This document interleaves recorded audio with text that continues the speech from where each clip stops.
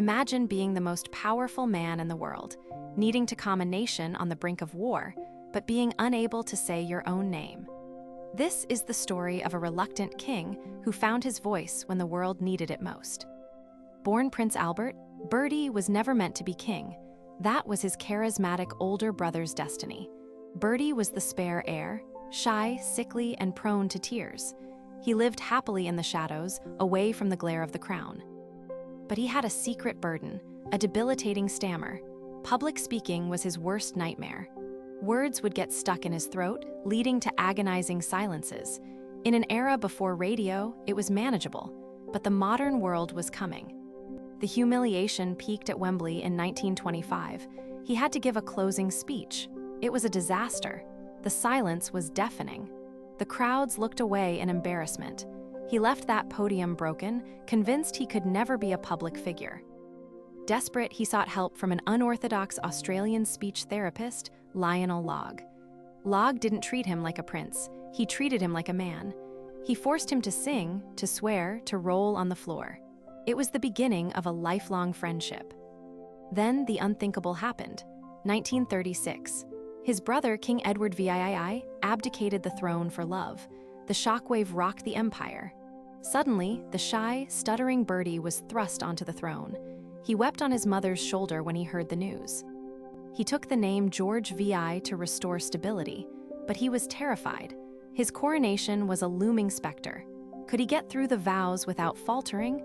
With Logg by his side, they practiced tirelessly. The abbey waited. He barely had time to settle before the dark clouds of war gathered over Europe. Hitler was screaming speeches that mesmerized millions. Britain needed a voice to counter the hate. They needed a leader who projected strength, not hesitation. The day came, war was declared. The king had to address the empire via radio. Millions of people in living rooms from London to Ottawa tuned in. The pressure was suffocating. If he stuttered now, morale would collapse. The red light turned on. Silence. Then, slowly, methodically, he began. He fought for every syllable. He paused where he needed to. It wasn't perfect, but it was real. It was sincere. It was the voice of a man standing firm against fear. That speech united the people. They heard his struggle and saw their own fears reflected in him. If the king could conquer his demons to do his duty, so could they. He became the symbol of British resistance. During the Blitz, he refused to leave London. Even when Buckingham Palace was bombed, he stayed. He walked through the rubble of the East End, meeting those who had lost everything. He looked them in the eye, not as a king, but as a fellow survivor. The royal family adhered to rationing like everyone else. No lavish banquets. They ate simple vegetable stews and homegrown produce from the palace gardens.